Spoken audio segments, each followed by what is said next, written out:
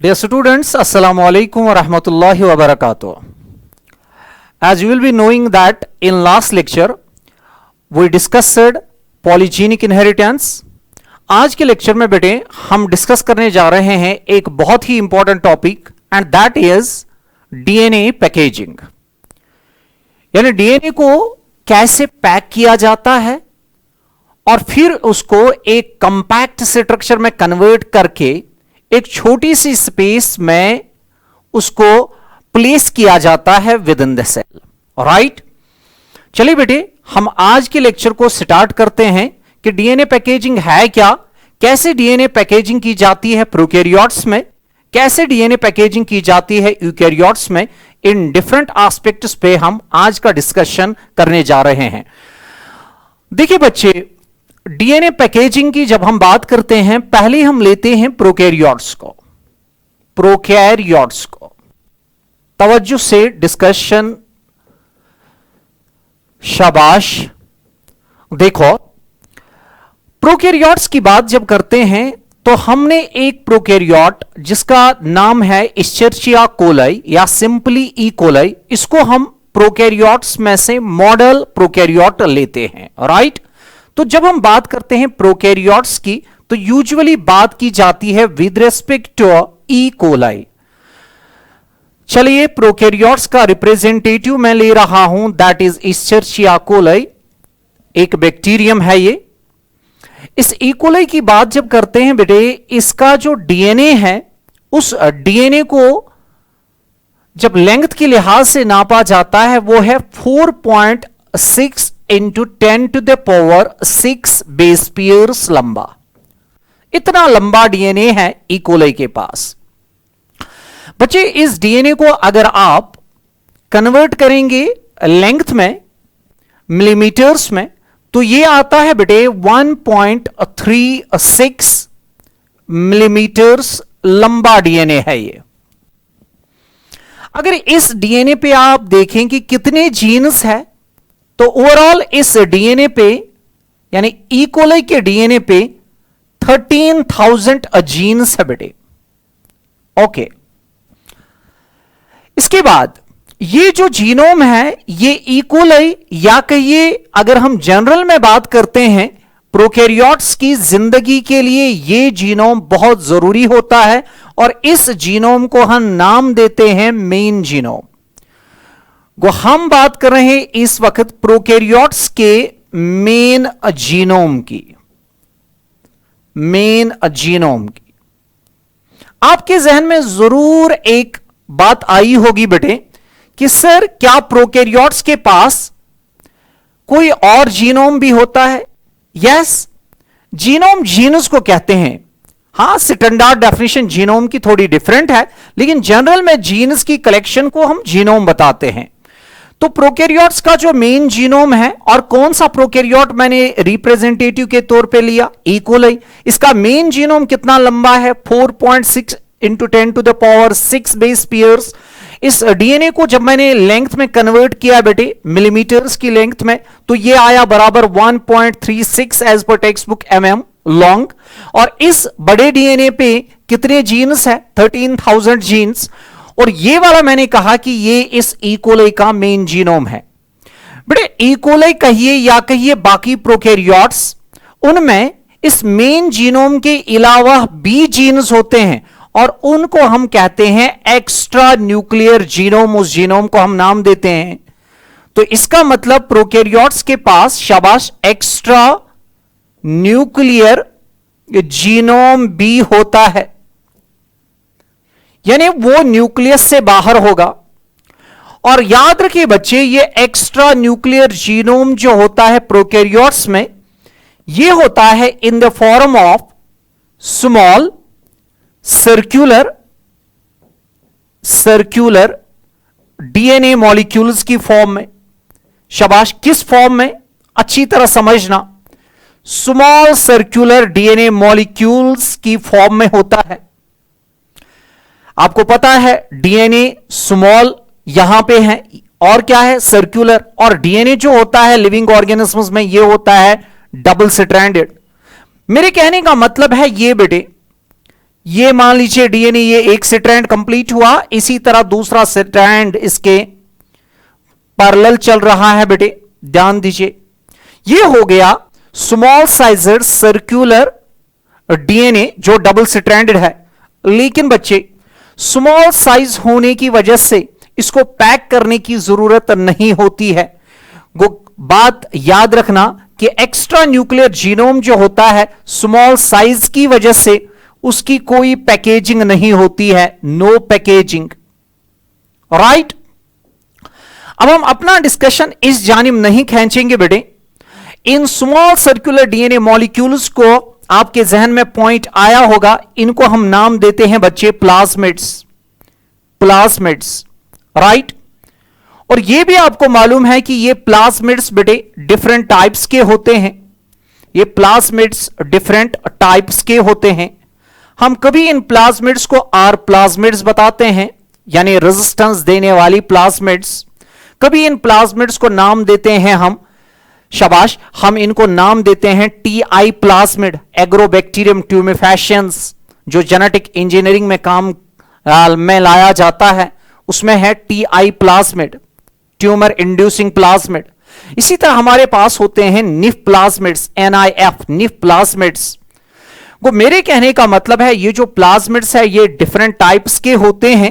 कभी कभार ये प्लाज्मिड होता है, शाबाश, आर प्लाज्मिड। कभी ये प्लाज्मिड होता है बच्चे क्या, निफ प्लाज्मिड, निफ प्लाज्मिड। कभी कभार ये प्लाज्मिड होता है किस लिए बेटे, TI plasmid, tumour inducing plasmid, etcetera बच्चे। सिर्फ एक पॉइंट यहां पे देखिए, ये आर प्लाज्मिड जिस बैक्टीरियम या इकोलाई के पास होगा उसको एंटीबायोटिक्स के खिलाफ ये रेजिस्टेंस प्रोवाइड करेगा, इसलिए आर प्लाज्मिड नाम पड़ा। जिस बैक्टीरियम के पास निफ प्लाज्मिड होगा ये उसको नाइट्रोजन फिक्स करने की एबिलिटी देगा, जैसे राइजोबियम के पास ये होता है। और जिसके पास टीआई प्लाज्मिड होगा, इस टीआई प्लाज्मिड की वजह से वो, शाबाश, ट्यूमर फॉर्मेशन करता है प्लांट्स में, पर्टिकुलरली इन डाइकॉट्स, एंड इसको कहते हैं क्राउन गाल डिजीज। वो दूसरी बात है, बाद में हम ये टीआई प्लाज्मिड एग्रोबैक्टीरियम जो है उसके पास ये होता है, हम उसका ये टीआई प्लाज्मिड बेटे यूज करते हैं as a genetic engineering tool. हम इसको वेक्टर के रूप में इस्तेमाल करते हैं to transfer the genes, transgenes from one organism to another organism, और उन जीन्स को हम लोड करते हैं इस टीआई प्लाज्मिड के ऊपर। मेरे कहने का मतलब यह है बच्चे कि ये एक्स्ट्रा न्यूक्लियर जीनोम जो है ये बच्चे ऑर्गेनिज्म या इकोलाई या कहे कोई और बैक्टीरियम उसकी जिंदगी के सर्वाइवल के लिए, उसकी जिंदगी के लिए या उसके सर्वाइवल के लिए जरूरी नहीं है। पॉइंट अच्छी तरह समझना। बल्कि अगर यह है तो इन के होते हुए उसको कोई एक्स्ट्रा एडवांटेज मिलने वाली है बेटे। मिसाल के तौर पे जिस बैक्टीरियम के पास बेटे ये होगा आर प्लाज्मिड, उसको बाकी बैक्टीरिया के रेस्पेक्ट में रेजिस्टेंस टू एंटीबायोटिक्स वाली क्वालिटी होगी। जिस बैक्टीरियम के पास निफ प्लाज्मिड होगा बेटे उसको बाकी बैक्टीरिया के रेस्पेक्ट में नाइट्रोजन फिक्सिंग की एबिलिटी एक्स्ट्रा होगी। तो सर हमें समझ आया कि ये एक्स्ट्रा न्यूक्लियर जीनोम जो है ये इस बैक्टीरिया या प्रोकैरियोट कहिए बेटे उसको ये एडवांटेज देगा, राइट, जिसके लिए वो वाला प्लाज्मिड रेस्पॉन्सिबल होगा। मिसाल R plasmid, it will give resistance against antibiotics. Nif plasmid, it will give the quality of nitrogen fixation. Ti plasmid, it will give the quality of causing crown gall disease, right, in dicots. तो मेरे कहने का मतलब ये confer करता है, ये देता है बेटे एडवांटेज, लेकिन ये वाला जीनोम जो है बेटे ये लाजमी है अगर किसी प्रोकैरियोट को जिंदा रहना है तो उसका ये मेन जीनोम उस जिंदगी के लिए जरूरी है, राइट। यानी फिजियोलॉजिकल एक्टिविटीज को, मेन फिजियोलॉजिकल एक्टिविटीज को कैरी आउट करने के लिए ये जीनोम जरूरी है। और इस जीनोम की बेटे शाबाश एक कॉपी होती है पर सेल, 1 कॉपी पर सेल होती है, राइट। लेकिन ये वाली जो है, ये वाली शाबाश आर प्लाज्मिड, इसकी मेनी कॉपीज भी हो सकती है। निफ प्लाज्मिड, इसकी भी मेनी कॉपीज हो सकती है। टीआई प्लाज्मिड की मेनी कॉपीज हो सकती है। एक भी हो सकती है, कभी कभी मैनी भी हो सकती है, यानी प्लाज्मिड्स का नंबर कभी कम भी होगा, कभी ज्यादा भी हो सकता है। तो एक खास बात विद रेस्पेक्ट टू प्लाज्मिड्स बेटे, कभी अगर मैनी कॉपीज है तो हम इसको कहते हैं कि विद रेस्पेक्ट टू प्लाज्मिड्स शाबाश प्रोकैरियोट्स कैन बी पॉलीप्लॉइड। लेकिन with respect to main genome इसकी ओनली वन कॉपी होती है। तो मेन जीनोम के रेस्पेक्ट में बेटे जो प्रोकैरियोट्स है, चाहे इकोलाई या बाकी प्रोकैरियोट्स, मेन जीनोम के रेस्पेक्ट में वो हमेशा होते हैं बेटे क्या, हैप्लॉइड। अब देखिए मैं डिस्कशन को अब लेता हूं दूसरे साइड पे। आप मुझे बताइए ये मेन जीनोम एक ही कॉपी है, लेकिन ये मेन जीनोम कैसा है? ये बेटे सिंगल कॉपी है, लेकिन है large molecule of DS circular DNA. शाबाश, क्या मैंने बताया ये भी होता है बड़ा डीएस डीएनए होता है, सर्कुलर होता है। गो दैट मीन्स इसकी तरह ये डीएस डीएनए है, इसी की तरह ये सर्कुलर है, लेकिन साइज में ये है बेटे बड़ा। और इस बड़े साइज होने की वजह से बेटे हमें इस मेन जीनोम को जरूरी है क्या करना, we have to do it is packaging, इसकी पैकेजिंग करनी है। चलिए हम यहां की जानिब आए, लेकिन आपके एंट्रेंस के लिए एक पॉइंट बेटे, आपने यहां भी देखा कि प्रोकैरियोट का मेन जीनोम भी सर्कुलर है और प्रोकैरियोट्स का एक्स्ट्रा न्यूक्लियर जीनोम जो है वो भी circular.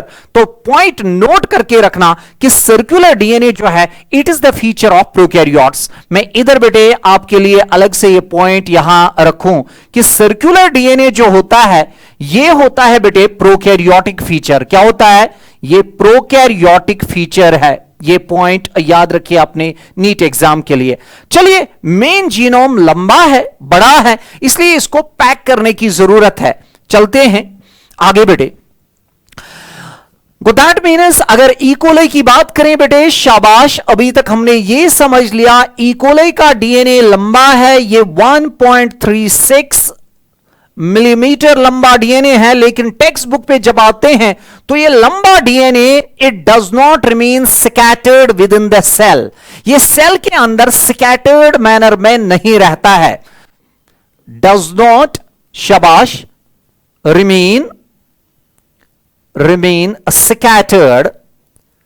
scattered within cell, right? Because cell में बाकी ऑर्गेनेलीज को भी एडजस्ट करना है, उनके लिए भी स्पेस बनानी है। सर फिर क्या किया जाता है? इसको एक खास स्पेस में सेंटर की जानिब पैक किया जाता है। That means it is packed, शाबाश, into a compact structure, में इसको पैक किया जाता है। एंड ये है वो कंपैक्ट स्ट्रक्चर बच्चे, and this compact structure is called as per your text book it is called nucleoid. मैं कुछ और टर्म्स भी बच्चे दूं, it's also called genophore, right? It's also called prochromosome, right?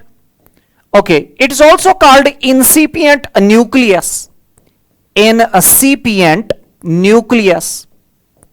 चलिए काफी है इतना, incipient nucleus। अब हमारे पास जो पॉइंट है, सर आपने कहा कि it does not remain scattered within the cell, instead it is packed into a compact structure called nucleoid, या कहिए जीनोफोर या कहिए प्रोक्रोमोसोम। लेकिन sir how it is packed, ये पॉइंट अब हमारे पास है। ध्यान दीजिए बेटे, इसको पैक करने के लिए हिस्टोन प्रोटीन्स, जिनको हम अभी पढ़ेंगे यूकैरियोट्स में, उनका कोई रोल नहीं है। दैट मीन्स आप याद रखें कि हिस्टोन प्रोटीन्स एब्सेंट होते हैं प्रोकैरियोट्स में। हिस्टोन प्रोटीन्स, शाबाश, हिस्टोन प्रोटीन्स एब्सेंट। हिस्टोन्स क्या है इनकी बात हम अभी आगे करेंगे। फिलहाल आपने याद रखा हिस्टोन प्रोटीन्स जो पैक करेंगे डीएनए को यूकैरियोट्स में, वो हिस्टोन प्रोटीन्स शाबाश प्रोकैरियोट्स में एब्सेंट होते हैं। सर फिर ये कैसे पैक किया जाता है? बेटे इसके पैकेजिंग के लिए जो रोल रहता है वो रहता है नॉन हिस्टोन प्रोटीन्स का। शाबाश, किन का? नॉन हिस्टोन प्रोटीन्स का। नॉन हिस्टोन प्रोटीन्स का रोल रहता है। इन नॉन हिस्टोन प्रोटीन्स को हम नाम देते हैं बेटे पॉलीअमाइंस, पॉलीएमीन्स पढ़िए। चलिए, what are polyamines? They are non histone proteins, and these polyamines, they help in packaging of main genome of the prokaryotes into a compact structure called as nucleoid or genophore. Not only बेटे polyamines, बल्कि याद रखिएगा metal ions भी help करते हैं, metal ions भी help करते हैं प्रोकैरियोट्स के डीएनए को पैक करने के लिए, मेटल आयन्स भी हेल्प करते हैं। और साथ साथ अगर हम बात करें mRNA जो इसी डीएनए से बनेगा, वो भी हेल्प करेगा इनके डीएनए को पैक करने के लिए, इनके मेन जीनोम को पैक करने के लिए। पॉइंट याद रखिएगा बेटे, शाबाश। प्रोकैरियोट्स के मेन जीनोम को पैक करने के लिए किन किन का रोल रहता है? Sir, special non histone proteins called polyamines, right, metal ions, and also बेटे एमआरएनए टेक्स पार्ट। अब मेरे पास एक लंबा सर्कुलर डीएनए है बेटे, उस लंबे सर्कुलर डीएनए में कहीं कहीं बेटे एमआरएनए बन रहा है, यानी कहीं कहीं ट्रांसक्रिप्शन हो रही है। लेकिन वो एमआरएनए की जो थ्रेड्स नीचे की जानिब, ये कंसीडर कीजिए बच्चे, ये लंबा डीएनए है, लंबा डीएनए, इसमें यहां से एमआरएनए, यहां से एमआरएनए, यहां से एमआरएनए बन रहा है, एमआरएनए बन रहा है। और वो जो एमआरएनए के थ्रेड्स नीचे की जानिब बेटे, वो एक दूसरे के साथ ऐसे ट्विस्ट हो रहे हैं। तो एज सच वो इस लंबे डीएनए वाले थ्रेड को थोड़े थोड़े ना सेंटर की जानिब खींच रहे हैं। जब वो एक दूसरे के साथ नीचे वाले साइड से ट्विस्ट हो रहे हैं, तो वो इस सर्कुल को बेटे सुकड़ते जाते हैं टुवर्ड्स द सेंटर। लेकिन इस तरह से ये डीएनए जो बेटे है, ये कन्वर्ट किया जाता है इनटू लूप्स। आप देखिए, ये है लूप्स, ये है लूप्स। जो ये लूप्स, इन लूप्स को बनाने में मेटल आयन्स का भी रोल है। आपको पता है डीएनए ओवरऑल नेगेटिवली चार्ज्ड है, और उस नेगेटिवली चार्ज्ड डीएनए के साथ मेटल आयन्स बाइंड होते हैं, और उनकी वजह से उसका चार्ज और इंक्रीज हो रहा है। फिर उन मेटल आयन्स के एक दूसरे के साथ भी इंटरेक्शन हो रहा है, और ओवरऑल डीएनए में होता क्या है? लूप फॉर्मेशन होती है चार्ज चार्ज इंटरेक्शन की वजह से। सर, अभी तक जो आपने पढ़ाया वो ये है, ये पॉइंट अंडरस्टैंड करने के लिहाज से कि डीएनए बहुत लंबा है। इस डीएनए, ये तो ओपन स्टेट में है अभी, इस डीएनए में ट्रांसक्रिप्शन हो रही है, एमआरएनए थ्रेड्स नीचे की जानिब मान लीजिए बन रहे हैं, वो एमआरएनए थ्रेड्स एक दूसरे के साथ, शाबाश, एक दूसरे के साथ ट्विस्ट हो रहे हैं, और वो खींच रहे हैं इसको टुवर्ड्स द सेंटर, और मेटल आयन्स इस डीएनए के साथ लग के बेटे शाबाश चार्ज को मजीद बढ़ाते हैं। फिर उन मेटल आयन्स का एक दूसरे के साथ इंटरेक्शन होके छोटे छोटे लूप्स इस डीएनए में बनते हैं। बेटे ये छोटे छोटे लूप्स अब बन चुके हैं इस डीएनए में। मैं समझाता हूं बेटे आपको कैसे क्या हो चुका है। ये लूप बन चुका है, ये लूप, ये लूप, ये लंबा, ऐसे ध्यान दीजिए, ये है अभी ये लूप है लंबा, यानी डीएनए ऐसा था, अभी इसमें लूप्स आए तो ओवरऑल इसकी लेंथ जो है वो कम हो गई है। लेकिन अब इन लूप्स को हम और लूप्स में कन्वर्ट करेंगे, यानी ये इसको ओपन करिए, ओपन करिए, ओपन करिए, ओपन करिए, ओपन करिए। अब इन लूप्स को अगेन बेटे इस लूप में कन्वर्ट करिए। सर, लेकिन ये लूप किसके साथ रहेगा? यही तो है ना यहां पे नॉन हिस्टोनिक प्रोटीन सेंटर बेटे, और ये किन का है? यही है पॉलीएमाइन्स का। किन का? ये है पॉलीएमाइन्स का एक नॉन हिस्टोन, शाबाश, प्रोटीन सेंटर जो एसिडिक नेचर का है। यहां देखिए, यहां लिखा है हिस्टोन लाइक एनकोरिंग प्रोटीन्स। हालांकि ये है हिस्टोन लाइक, लेकिन इसका मतलब है जो काम हिस्टोन्स करते हैं यूकेरियोट्स में, उसी जैसा काम ये प्रोटीन्स करते हैं। वरना अगर नेचर के लिहाज से देखें, ये है नॉन हिस्टोनिक, लेकिन काम करते हैं लाइक द हिस्टोन्स। और यहां पे इन्होंने एक नॉन हिस्टोनिक प्रोटीन सेंटर बनाया, और उसी के साथ स्टेबलाइज इन लूप्स को किया जाता है। होना तो ये चाहिए था बेटे कि ये डीएनए, शाबाश, अगर पैक न रहता तब जाके ये इस सेल में, लंबी सेल में बेटे शाबाश स्प्रेड होके रहता, लेकिन इसको एक खास स्पेस छोटे से स्पेस में अरेंज करना था। और यह भी मैं आपको बताऊं, यह डीएनए जो है ये 1.36 mm लॉन्ग है, और जो इकोलाई की सेल है टोटल में बेटे, that is 1 micrometre in length बेटे, या डायमीटर का ये उसका साइज 1 माइक्रोमीटर लेंथ में होता है।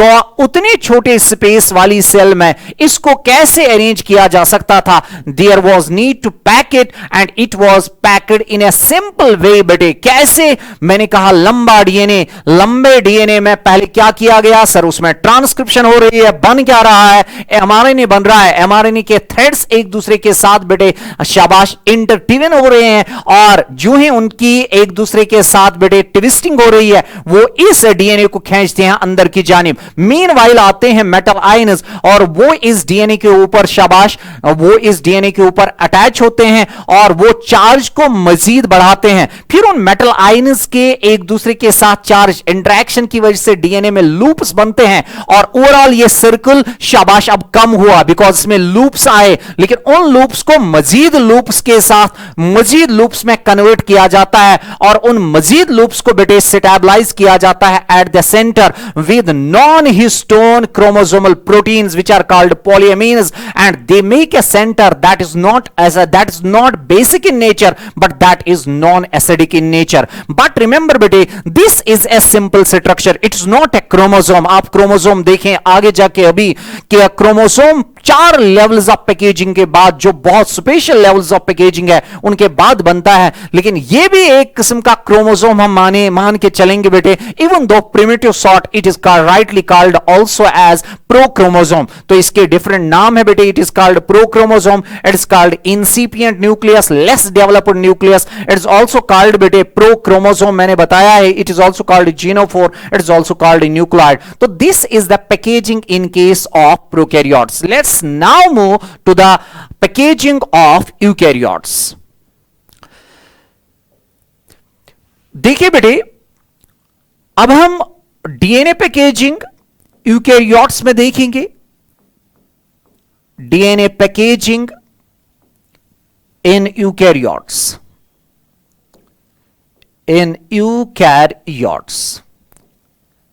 हमारे पास यूकैरियोट्स में से जो मॉडल ऑर्गेनिज्म जो हम लेते हैं वो मैन है बेटे, राइट। और इसको हम बार बार कहते हैं a typical mammalian cell, that means a human cell. That means मैं यहां लिखूं a human cell, a human cell जो डिप्लॉयड होगी बेटे, सीधी सी बात है, ये 2n वाली सेल होगी। इस टिपिकल ह्यूमन सेल की बात करते हैं, इसका जो डीएनए है वो कितना लंबा होता है बेस पेयर्स के लिहाज से बेटे, वो है 6.6 into 10 to the power 9 base pairs, right. इस डीएनए को हम कन्वर्ट करेंगे बेटे मीटर्स की लेंथ में। तो कैसे? आपको ऑलरेडी पता है Watson Crick's model of DNA जो मॉलिक्यूलर बायोलॉजी में डिस्कस किया गया है, उसमें आपको पता है कि दो बेस पेयर्स के दरमियान जो डिस्टेंस होती है वो 0.34 नैनोमीटर्स होती है। तो अगर हम इस बेटे शाबाश बेस पेयर्स को मल्टीप्लाई करेंगे किससे, कि दो बेस पेयर्स के दरमियान कितनी लेंथ है, तो it will give us total length of the DNA, right. Base pairs में नहीं, बल्कि वो हम कैलकुलेट करेंगे मीटर्स में। जरा देखिए कैसे। वो मेरे कहने का मतलब है हमारे पास 6.6 into 10 to the power 9 base pairs वाला लंबा डीएनए है, लेकिन दो बेस पेयर्स के दरमियान जो डिस्टेंस है वो है 0.34 नैनोमीटर्स, राइट। ओके बेटे, मैं इसको मजीद लेता हूं आगे। It will be 6.6 into 10 to the power 9 base pairs. बच्चे इंटू मैं करूं, शाबाश, मैं नैनो को हटाऊं यहां पे, 0.34 इंटू नैनो के बजाय आएगा 10⁻⁹ मीटर्स, राइट। आपको मालूम है बेटे ये 10 टू द पावर -9 ये 10 टू द पावर 9 के साथ जाएगा, और आप जब इसको मल्टीप्लाई इसके साथ करोगे तो आपको टोटल लेंथ जो आएगी इस डीएनए की वो आएगी 2.2 मीटर्स, राइट। वो in a typical mammalian cell the DNA जो है वो कितना लंबा है, 2.2 मीटर लॉन्ग डीएनए। और आपको यह पॉइंट भी याद रहना चाहिए कि इतना लंबा डीएनए जो है, शाबाश, इतना लंबा डीएनए जो है, इतना लंबा डीएनए आपको एडजस्ट करना है एक सेल के न्यूक्लियस के अंदर. You have to adjust this DNA. शाबाश. It is to be adjusted with nucleus, right, with nucleus. और आपको मालूम होना चाहिए कि इस न्यूक्लियस का जो डायमेंशन है वो है 10 to the power -6 मीटर वाला डायमेंशन. बस आपके जहन में अब पॉइंट आया होगा, सर डीएनए तो बहुत लंबा है लेकिन न्यूक्लियस का डायमेंशन बहुत छोटा है, तो लॉन्ग डीएनए को शॉर्ट स्पेस ऑफ न्यूक्लियस के अंदर कैसे हम एडजस्ट कर पाएंगे. बेटे यहीं से हमारा क्वेश्चन अराइज होता है कि इस डीएनए को, इस छोटी सी स्पेस, लंबे डीएनए को छोटी सी स्पेस में एडजस्ट करना है, तो इसके लिए जरूरी है कि इस डीएनए को हम क्या करें बेटे, there is need of packaging is needed, right, packaging is needed. आप गौर करिए, यूकैरियोट्स में जो पैकेजिंग है ये स्पेशल है and there are 4 levels of packaging. ध्यान दीजिए बेटे, जब हम एक ह्यूमन सेल की बात करते हैं, इस ह्यूमन सेल में बेटे शाबाश, जीवन स्टेज पे इंटरफेज याद दिलाइए, उसमें जीवन होता है, फिर एस होता है, फिर G2 होता है, फिर होता है माइटोसिस का फेज यानी एम फेज. मैं बात कर रहा हूं इंटरफेज की. इंटरफेज के वक्त पहले जो जीवन फेज होता है, इस जीवन फेज के वक्त बेटे एक टिपिकल ह्यूमन सेल जो 2n वाली सेल है बेटे, इस 2n वाली सेल में जीवन स्टेज के वक्त बेटे 46 मॉलिक्यूल्स ऑफ डीएनए होते हैं. लेकिन आपको मैं पॉइंट यहां से यह बताना चाहता हूं, जो ही ये अब सेल जाएगी जीवन के बाद बेटे किस फेज में, एस फेज में. आपको मालूम होना चाहिए कि एस फेज में डीएनए जो है ये रेप्लिकेट होता है.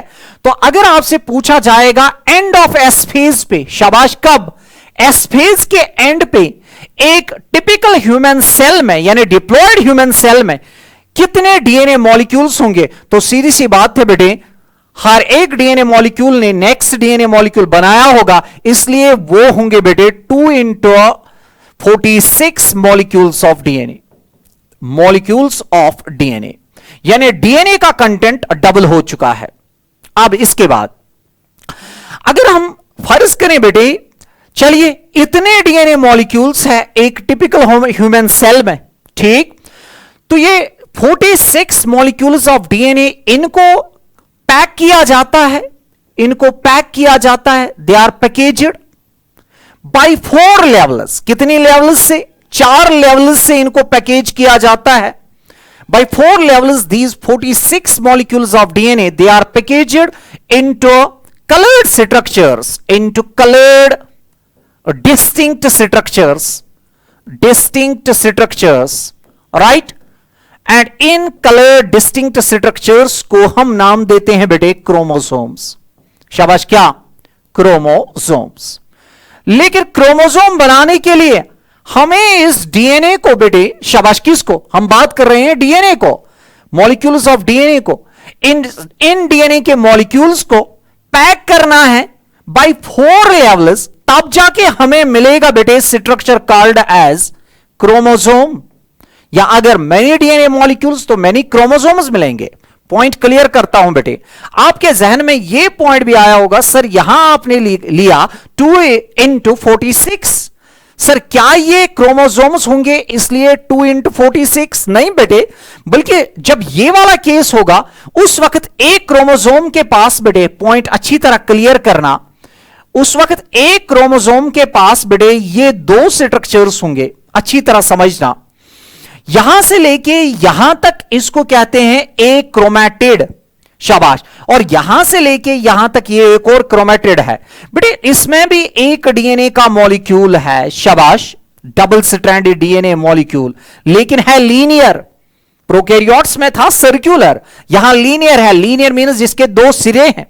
और इसमें भी एक और डीएनए मॉलिक्यूल. चलिए बेटे, एक और डीएनए मॉलिक्यूल, चार ना समझना, ये दो डीएनए मॉलिक्यूल्स आए और ये एक ही क्रोमोसोम है, क्रोमोसोम एक है लेकिन इसकी ये वाली एक क्रोमेटिड है, ये वाली एक और क्रोमेटिड है, इस क्रोमेटिड में भी एक डीएनए मॉलिक्यूल, इसमें भी एक डीएनए मॉलिक्यूल। तो अगर मेरे पास, मैं आपसे कह रहा हूं, अगर मेरे पास बेटे ऐसे ही 46 क्रोमोसोम्स होंगे, बताइए उनके पास कितने क्रोमेटिड्स होंगे? सर उनके पास 46 इंटू 2 होंगे, शाबाश, 46 इंटू 2 क्रोमेटिड्स होंगे, शाबाश, क्रोमेटिड्स होंगे। और आपको बच्चे मालूम है एक क्रोमेटिड में एक डीएनए मॉलिक्यूल है, तो दो क्रोमेटिड्स में दो डीएनए मॉलिक्यूल्स होंगे, इसलिए 46 के पास बेटे होंगे 46 इंटू 2 डीएनए मॉलिक्यूल्स। तो आपने समझ लिया 46 इंटू 2 डीएनए मॉलिक्यूल्स होंगे, शाबाश, किनके पास? ऐसे क्रोमोसोम्स के पास। अब हम आते हैं, मैंने अभी तक जो ये वाला स्लाइड हमने लिया, इसमें मैंने कहा कि टिपिकल ह्यूमन सेल की जब बात करते हैं, उस टिपिकल ह्यूमन सेल के पास होते हैं बेटे, शाबाश, क्या उसके पास 46 क्रोमोसोम्स होते हैं, और 46 क्रोमोसोम्स के पास होते हैं, अगर मेटाफेज के वक्त देखें बेटे तो उस वक्त उनके पास दो दो क्रोमेटिड्स होते हैं, हर क्रोमेटिड में एक डीएनए मॉलिक्यूल होता है, और इसलिए मेटाफेज क्रोमोसोम के पास डीएनए का कंटेंट डबल होता है। लेकिन ये डीएनए का कंटेंट डबल कहां हुआ? अगर हम जीवन फेज की बात करें, उस वक्त डीएनए कंटेंट जो था वो बेटे 46 मॉलिक्यूल्स ऑफ डीएनए थे, लेकिन जो ही एस फेज चला जाता है, एस फेज में सेल जाती है, वहां डीएनए की रेप्लिकेशन होती है, डीएनए की डुप्लीकेशन होती है, डीएनए कंटेंट डबल किया जाता है, और इसीलिए at the end of what बेटे, इसीलिए at the end of S phase जो यहां पे डीएनए का मॉलिक्यूल्स का अमाउंट होगा वो होगा 46 इंटू 2 मॉलिक्यूल्स, राइट। और यहां तक मैंने ये पढ़ाया कि हमें 46 डीएनए मॉलिक्यूल्स को, या कहिए 46 इंटू 2 डीएनए मॉलिक्यूल्स को पैक करना है, और जब हम इनको पैक करेंगे, हमें जो पैक करने के बाद 4 लेवल्स ऑफ पैकेजिंग के बाद जो स्ट्रक्चर्स कलर्ड हमें मिलेंगे, उन बॉडीज को, उन स्ट्रक्चर्स को हम नाम देते हैं क्रोमोसोम्स, राइट। जरा देखते हैं कि क्रोमोसोम कैसे वजूद में आएगा बेटे। हम जाते हैं पहली लेवल ऑफ पैकेजिंग पे, फर्स्ट लेवल ऑफ पैकेजिंग पे जाते हैं। चलिए बेटे, first level of packaging, first level of packaging. चलिए बेटे, पहली लेवल ऑफ पैकेजिंग जो है यही बहुत इंपॉर्टेंट है, और आपकी टेक्स्ट ने इसी को ज्यादा डिस्कस किया है। पहली लेवल ऑफ पैकेजिंग को हम नाम देते हैं nucleosome level of packaging, nucleosome level of packaging, right. Okay बेटे, न्यूक्लियोसोम की टर्म जो है ये दी है साइंटिस्ट ऑडेट ने, ऑडेट ने, शाबाश, इसने टर्म न्यूक्लियोसोम कॉइन की। लेकिन न्यूक्लियोसोम होता क्या है, इसकी डिटेल्स हमें प्रोवाइड की 1974 में एक साइंटिस्ट ने, जिसका नाम है रॉगर कॉर्नबर्ग, राइट, कॉर्नबर्ग। इसने डिटेल्स ऑफ न्यूक्लियोसोम प्रोवाइड किए हमारे लिए। सर न्यूक्लियोसोम होता क्या है? इस लेवल ऑफ पैकेजिंग पे बेटे, शाबाश, स्पेशल प्रोटीन्स जो बेसिक नेचर के होते हैं वो हेल्प करते हैं। वो मैं कह रहा हूं इस लेवल पे special basic proteins help, basic proteins help. इन प्रोटीन्स का नाम है बच्चे, they are called histones. What are they called? Histones. अब आपके जहन में पहला पॉइंट आया होगा, सर हिस्टोन्स को आपने लिखा बेसिक, ये बेसिक है क्यों? बच्चे ये हिस्टोन प्रोटीन्स जो है इनमें basic amino acids lysine and arginine ज्यादा है। तो मैं इधर लिखूं बेटे, अबंडेंस इनमें है किन की बेटे? अबंडेंस, शाबाश, किन की? लाइसीन, लाइसीन प्लस आर्जिनिन की, आर्जिनिन। और आपको मालूम होना चाहिए कि ये है क्या बेटे? Amino acids. इनकी क्या है इनमें? अबंडेंस। और एज सच ये दोनों जो है ये अमाइनो एसिड्स बेसिक नेचर के है, बेसिक नेचर के है, बेसिक अमाइनो एसिड्स है ये, शाबाश, टेक्स्ट बुक ने एक पॉइंट लिखा है, किसी प्रोटीन का एसिडिक नेचर है, किसी प्रोटीन का बेसिक नेचर है, it depends upon the abundance of the respective amino acids. मतलब अगर बेसिक अमाइनो एसिड्स अबंडेंस में है तब जाके प्रोटीन बनेगा बेसिक, अगर एसिडिक अमाइनो एसिड ज्यादा है प्रोटीन में तब जाके प्रोटीन बनेगा एसिडिक। तो याद रखिए histone proteins are basic in nature because they have abundance of basic amino acids like lysine and arginine. Okay, याद रखना बेटे, ये जो बेसिक अमाइनो एसिड्स है इनके जो साइड चेन्स होते हैं, इन अमाइनो एसिड्स के साइड ग्रुप्स होते हैं, दे आर पॉजिटिवली चार्जड। तो याद रखना इनके जो शाबाश, इनके जो मैं ऐसे पॉइंट जोड़ दूं, इनके जो इन दोनों के इनके जो साइड चेन्स है टेक्स्ट बुक के लिहाज से बेटे, वो साइड चेन्स कैसे हैं, वो है positively charged, right, positively charged. Meanwhile मैं आपको एक पॉइंट बताऊं बेटे, क्या डीएनए पॉजिटिवली है या negatively charged? Sir DNA is negatively charged overall because of the presence of phosphate group या फॉस्फोरिक एसिड कहिए, यानी फॉस्फेट ग्रुप की वजह से डीएनए एक्वायर करता है ओवरऑल नेगेटिव चार्ज। और इनके पास चूंकि पॉजिटिवली चार्जड एंड्स है या साइड चेन्स है, किनके पास? हिस्टोन प्रोटीन्स के पास। किन की वजह से? Due to the abundance of lysine and arginine, यानी lysine and arginine amino acids जो बेसिक अमाइनो एसिड्स है उनके पास पॉजिटिव साइड चेन्स है और यही बनाते हैं इन हिस्टोन्स के भी पॉजिटिव ओवरहैंग्स कहिए या कहिए पॉजिटिव साइड चेन्स। और जब इन हिस्टोन्स के साथ डीएनए आएगा मिलने के लिए तो सीधी सी बात है ये positive charge negative charge of DNA के साथ इंटरैक्ट करेगा, इस तरह से डीएनए को ये अपने साथ चुपक के रखेगा बेटे, यानी पैक करके रखेगा। What that means डीएनए को पैक करने के लिए हिस्टोन प्रोटीन्स का रोल बहुत इंपॉर्टेंट है। किस लेवल ऑफ पैकेजिंग में? न्यूक्लियोसोम लेवल ऑफ पैकेजिंग में। आइए देखते हैं ये हिस्टोन प्रोटीन्स हमारे पास कितने टाइप्स के हैं बेटे। जब हम डीएनए पैकेजिंग की बात करते हैं, हिस्टोन प्रोटीन्स हमारे पास 5 टाइप्स के हैं। कितने टाइप्स के? 5 टाइप्स के। एक है that is called as H1, दूसरा है H2A, एक और हिस्टोन है दैट इज H2B, एक और हिस्टोन है दैट इज H3 और एक और हिस्टोन है that is H4। In 5 histones में सबसे ज्यादा वेरिएबल जो है वो है बेटे H1।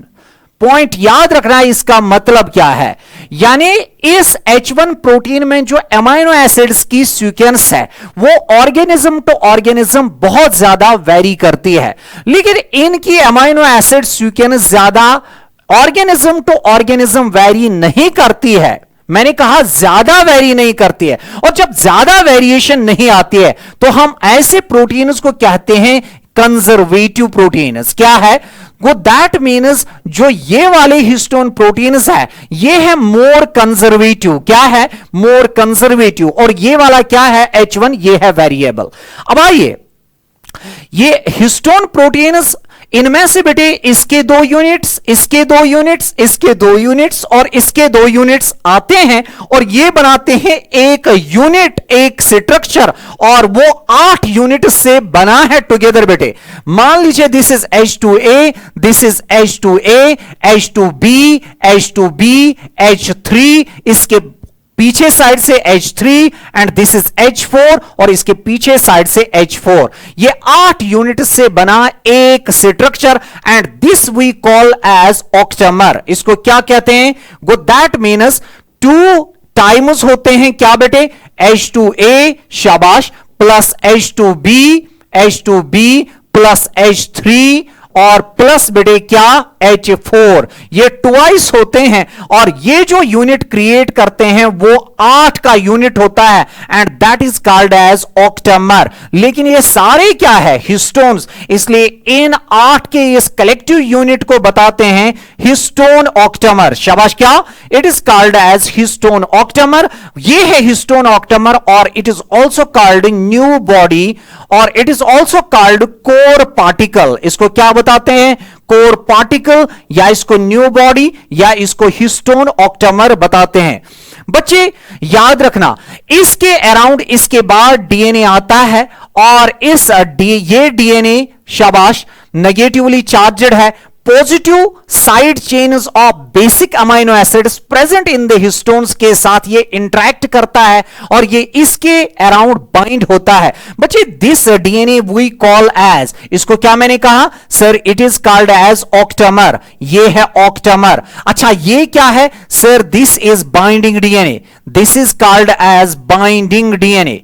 बाइंडिंग डीएनए याद रखना, ये बाइंडिंग डीएनए कितना है, ये मान लीजिए ऑक्टामर, यहां से मैं स्टार्ट कर रहा हूं, ध्यान दीजिए बेटे, यहां से मैं स्टार्ट कर रहा हूं, यहां इसके अराउंड ये आया तो एक टर्न कंप्लीट हो चुका है। अब बेटे इसके बाद यहां से यहां तक पौने 2 टर्न्स कंप्लीट हो चुके हैं बेटे। अब ये यहां से निकलेगा ये डीएनए, तो यहां एक है बेटे इसका एंड एक्चुअली, ठीक, यहां से मैंने स्टार्ट किया, एक टर्न कंप्लीट, फिर इसके अराउंड और, लेकिन यहां तक पौने 2 टर्न्स कंप्लीट हो चुके हैं। इस टर्न को यानी इसको, इस डीएनए को, और यहां से जो एंटर हुआ, entering DNA and exit DNA जो है, उनके ऊपर बेटे एक सीलिंग प्रोटीन आता है ऐसे, and that's called H1 protein. वो आपको मालूम चला होगा कि जो एंटर डीएनए किया था और जो डीएनए बाहर निकल रहा है, उनको बेटे सील करता है एक protein, and this protein is H1 protein, and this H1 protein is called as the sealing protein. Point याद रखना, मैंने अभी तक बताया हिस्टोन ऑक्टामर क्या है, फिर मैंने कहा हिस्टोन ऑक्टामर के अराउंड बच्चे क्या आया, शाबाश, मैंने कहा इसके अराउंड आया बाइंडिंग डीएनए। लेकिन ये बाइंडिंग डीएनए कितना है सर, ये है 1.75 टर्नर्स। शाबाश बेटे, या कहिए ये है 1/3/4 टर्नर्स, या कहिए अगर बेस पेयर्स के लिहाज से इसको देखेंगे, ये है 146 base pairs of DNA, right. और इसके बाद मैंने कहा कि बाहर से सील करता है एंटरिंग एंड एग्जिट वाला डीएनए को बेटे, कौन, that is H1 protein. H1 protein को याद रखिए, एंट्रेंस के लिए कहते हैं हम सीलिंग प्रोटीन। ये जो सारा स्ट्रक्चर बना बेटे, क्या क्या, ऑक्टामर, बाइंडिंग डीएनए और sealing protein, it is called chromatosome. क्या है इसका नाम, क्रोमैटोसोम बच्चे। अच्छा ये एक क्रोमैटोसोम बना, इस क्रोमैटोसोम जैसा स्ट्रक्चर यहां एक और होगा, बात अच्छी तरह समझना। इस वाले क्रोमैटोसोम को इस वाले क्रोमैटोसोम के साथ जोड़ने के लिए ये डीएनए होगा बेटे, and this DNA is called as linker DNA. What's it called, linker DNA. अच्छी तरह समझना क्या है ये लिंकर डीएनए। चलिए ये एक यूनिट, ये एक और यूनिट यहां लिखते हैं हम, ये एक और ऑक्टामर, इसके अराउंड भी अपना डीएनए ये, और ये वाला डीएनए इसके साथ बाइंड होता है। इस डीएनए को मैं नाम देता हूं क्या, it is called as linker DNA. बताइए इस लिंकर डीएनए की लेंथ क्या है, 54 बेस पेयर्स। अब समझना लास्ट पॉइंट, देखिए ये ऑक्टामर, शाबाश, उसके बाद मैंने क्या कहा, बाइंडिंग डीएनए, फिर मैंने कहा सीलिंग प्रोटीन H1, और ये लिंकर डीएनए, यहां से लेके यहां तक लिंकर डीएनए तक, ये सारा यूनिट जो है इसी को नाम देते हैं न्यूक्लियोसोम। क्या देते हैं नाम, न्यूक्लियोसोम। हम नाम इसी को देते हैं, किस किस को सर, ऑक्टामर, शाबाश, 8 हिस्टोन्स का, उसके बाद उसके अराउंड बेटे बाइंडिंग डीएनए 146 बेस पेयर्स, फिर सीलिंग प्रोटीन H1, और फिर लिंकर डीएनए के 54 बेस पेयर्स। इस सारे यूनिट को बेटे हम नाम देते हैं क्या, we call this as nucleosome. इसको क्या नाम दिया मैंने, शाबाश, it is called as nucleosome. जरा देखिए इस न्यूक्लियोसोम, शाबाश, न्यूक्लियोसोम, बताइए न्यूक्लियोसोम क्या क्या है sir, it is octamer, it is octamer, 8 histones का। अच्छा उसके बाद क्या है sir, it is binding DNA, binding DNA, okay. इसके बाद बताइए बाइंडिंग डीएनए के अलावा सर H1 प्रोटीन, ओके, या सीलिंग प्रोटीन कहिए, और plus linker DNA, linker DNA. इस सारे यूनिट को एक्चुअली हम बताते हैं क्या, एक न्यूक्लियोसोम। इस न्यूक्लियोसोम की लंबाई अगर आप देखेंगे, ध्यान दीजिए, यानी यहां से ये उधर लीजिए बेटे, इसकी लंबाई अगर देखेंगे तो लंबाई इसकी है 6 नैनोमीटर, और इसकी अगर चौड़ाई या डायमीटर आप देखें बेटे तो इसका डायमीटर 10 नैनोमीटर है। कितना, लंबाई 6 नैनोमीटर और चौड़ाई 10 नैनोमीटर। हम पॉइंट बता रहे हैं, न्यूक्लियोसोम जो है इसकी लेंथ जो है वो है 6 नैनोमीटर, और इसकी जो डायमीटर या कहिए विड्थ जो है और वो है बच्चे कितना, 10 नैनोमीटर। तो हमने तो लंबाई ऑफ डीएनए जो है उसको हमने कम किया, लेकिन डायमीटर को हमने इंक्रीज किया। अगर मैं आपसे पूछूं डायमीटर डीएनए का क्या है, आपको ऑलरेडी मालूम होगा, दिस इज डीएनए। शाबाश, अभी तक ये डीएनए चल रहा था, इसका डायमीटर 2 नैनोमीटर होता है या कहिए 20 एंगस्ट्रॉम। लेकिन मैंने इस डीएनए का डायमीटर अब इंक्रीज किया। कैसे? मैंने इसको न्यूक्लियोसोम में कन्वर्ट किया, और कहां, 2 नैनोमीटर से मैं पहुंचा बेटे 10 नैनोमीटर पे। और ये लेवल जो मैंने अचीव की है, इसी लेवल को हम न्यूक्लियोसोम बताते हैं। जब आप इन न्यूक्लियोसोम्स को देखोगे बेटे, ये न्यूक्लियोसोम्स इंटरफेस के वक्त बेटे ऐसे नजर आएंगे, ऐसे नजर आएंगे। ये है न्यूक्लियोसोम्स का थ्रेड, इसको टेक्स्ट बुक ने लिखा है क्रोमैटिन। बेटे ये क्रोमैटिन होता है डीएनए प्लस प्रोटीन, और है भी डीएनए प्लस हिस्टोन प्रोटीन। इस थ्रेड को क्रोमैटिन बताते हैं। इंटरफेस के वक्त ये आपको इलेक्ट्रॉन माइक्रोस्कोप के नीचे नजर आएंगे एज बीड्स। शाबाश, बीड्स किसके ऊपर, सिट्रिंग के ऊपर, धागे के ऊपर बेटे आपको शाबाश क्या, बीड्स नजर आएंगे, बीड्स नजर आएंगे। लेकिन हकीकत में आपने देखा ये बीड्स जो है ये धागे के ऊपर नहीं है, बल्कि धागा ही एक्चुअली है बीड्स के ऊपर। गो दैट मीन्स अगरचे ये इलेक्ट्रॉन माइक्रोस्कोप के नीचे हमें नजर आते हैं बीड्स ऑन सिट्रिंग, राइट, लेकिन रियल सेंस में it is the string is DNA that is over the beads, and beads are the histone octamers, right.